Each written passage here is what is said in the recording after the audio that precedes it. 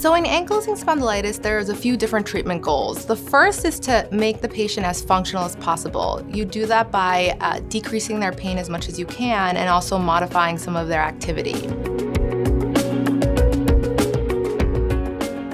Patients that have ankylosing spondylitis actually have more pain with inactivity, so it's very important for them to keep moving and have an exercise regimen.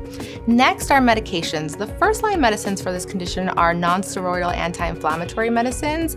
Non-steroidal anti-inflammatory drugs are a class of medications that can help with inflammation in certain conditions. You can typically buy them over the counter, but for this condition, usually they're given as prescription strength medications. And if those are not enough, there are other medicines available. One is tumor necrosis factor inhibitor, which is a medication that stops a cytokine called tumor necrosis factor, which is an inflammatory cytokine. There are also some injection options. So there can be steroid injections done to some of the areas of inflammation, such as the sacroiliac joints.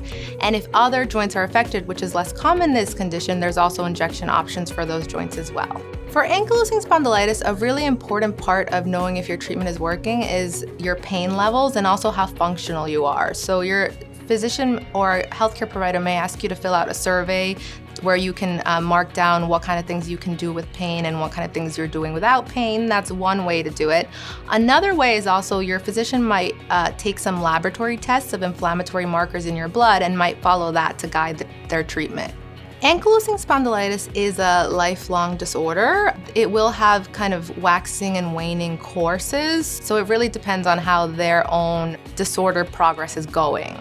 We know that untreated ankylosing spondylitis actually has more rapid progression of disease and inflammation in the joints, which can then progress to erosion of the joints and even fusion, which is why it's called ankylosing. That's another word for fusion.